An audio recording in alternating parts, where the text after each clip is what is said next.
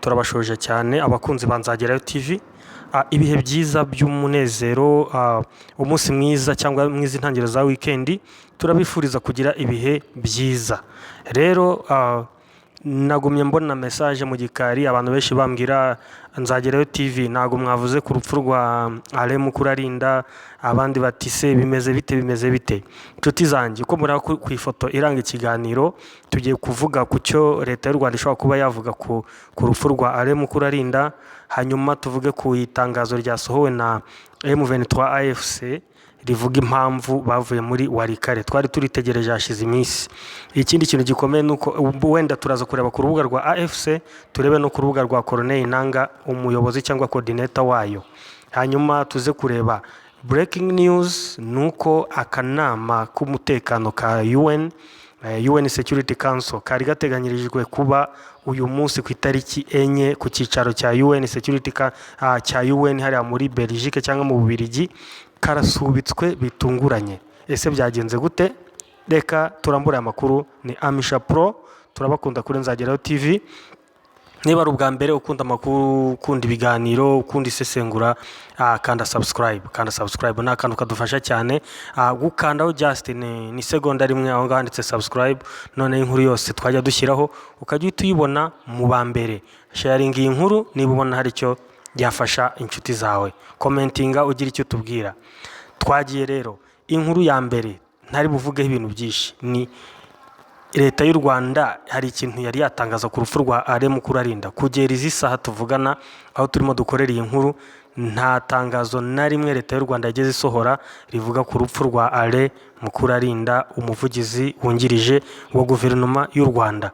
Alain Mukurarinda wamenyekanye mu ndirimbo zitandukanye, umwanditsi w'indirimbo, hanyuma akanaziririmba, nyuma akaba umushinjacyaha wa leta y'u Rwanda, umushinjacyaha mukuru wa leta y'u Rwanda. Yabikoze igihe kirekire. Uyu munsi akaba yari umuvugizi wa leta cyangwa guverinoma y'u Rwanda ariko wungirije. Inkuru zivugwa nuko ejo yafashwe n'indwara isa na bamwe bavuga umutima, abandi bakavuga stroke, akajyanwa kwa muganga, nyuma bikaza gutangazwa yuko yapfuye.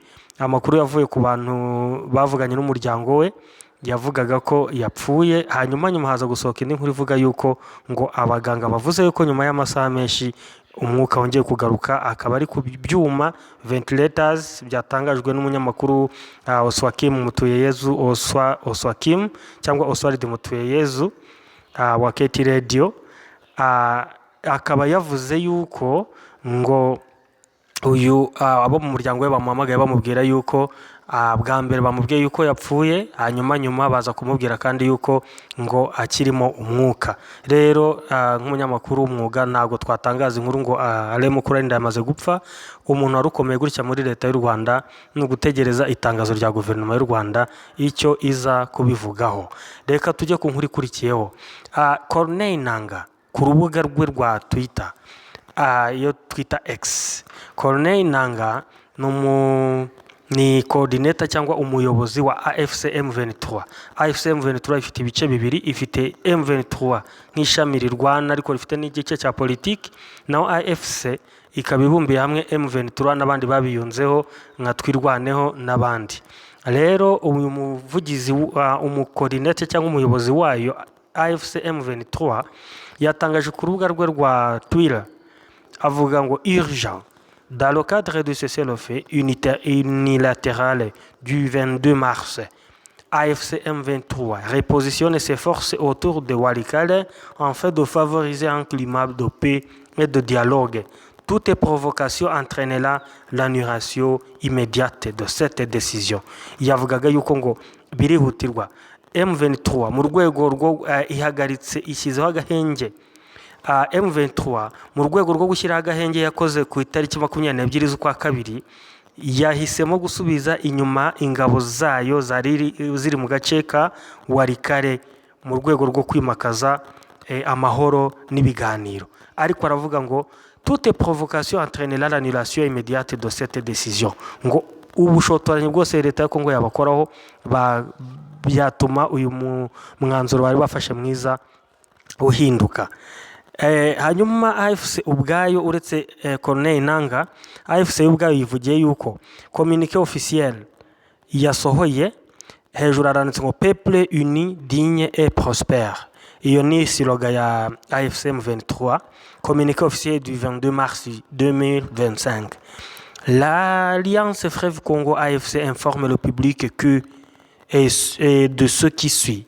Aravuga ngo Alliance Fleuve Congo iramenyesha abantu bose ibi bikurikira. Icyambere, dans le souci de favoriser des conditions propices aux initiatives de paix et à un dialogue politique traitant des causes profondes du conflit dans l'Est de la République démocratique du Congo, RDC, l'Alliance Fleuve Congo AFC M23 décide de repositionner ses forces de ville de Walikale et de ses environs, conformément au cessez-le-feu unilatéral déclaré le 22 février 2025. Aravuga ngo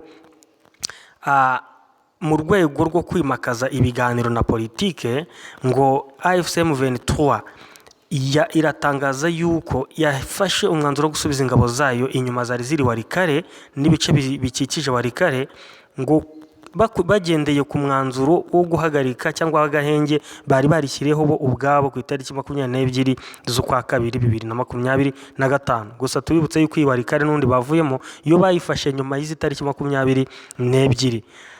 2. Elle invite les leaders communautaires et toute la population de Walikale à prendre des mesures nécessaires pour assurer la sécurité et la protection de la population civile et de leurs biens pendant cette intermission de bonne foi. Akavuga ngo barahamagarira communauté cyangwa abaturage bose ba Walikale gufata ingamba zo kwirindira umutekano no kurinda abasivile n'ibintu byabo bakagira n'umutima wa kimuntu. 3. L'AFC M23 reste engagé en faveur d'une solution pacifique de conflit et réitère son engagement à protéger et défendre la population civile ainsi que ses positions. Akavuga ngo AM23 ngo yo ishishikajwe cyane no kubona umuti urambye biciye mu nzira y'amahoro mu rwego rwo kurinda abaturage n'ibyabo. 4. L'Alliance souligne que toute provocation ou attaque par les forces de la coalition du régime de Kinshasa contre la population civile, y compris dans les zones libérées, et ces positions entraîneront une annulation automatique de cette décision. Abakarangiza ku cyakane bavuga ngo ibushotoranyi bwose bwakorwa n'igisirikare cya Kongo nabo bafatanyije bose ngo byatuma ngo ubushotoranyi bwose bakorera ku mapozisiyo ya M23 aho yafashe hose aho iherereye ngo byatuma iyi cessez-le-feu bari bashyizeho ihita ihagarara ako kanya. Nshuti za Nzagerayo TV turabakunda.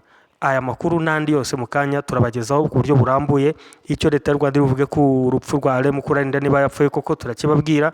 Hanyuma ku cyerekeranye n'inama ya UN Security Council, iyi nama yari iteganijwe uyu munsi ku itariki 4. Turabibutsa yuko iyi nama Kongo yari itezeho byinshi kuko yumvaga ko uyu munsi aribwo bashobora gufatira AFC M23 ibindi bihano bikomeye cyane hamwe n'u Rwanda kuko bo bavuga yuko u Rwanda rufatanyije na M23. Rero iyi nama ku bakongomani cyari ikintu gikomeye cyane bari bategerezanyije amatsiko. Ariko twabihuza gute? AFC M23 kubuhuza bushyashya na Qatar i Doha. Umwami wa Qatar Emile bivuga ko yahamagaye M23 agahamagara u Rwanda agahamagara na DRC kugira ngo bahurire i Qatar i Doha kugira ngo babashe gufata umwanzuro wo ubwiyunge n'uguhagarika intambara n'ibindi byose byazana amahoro muri Kongo. Iyi nama rero ya UN yo yari maze iminsi yarateguye ku itariki 4 z'ukwa 4 2025, hanyuma iyo ya Doha Qatar nayo ishyirwa ku itariki 4 arizo uyu munsi.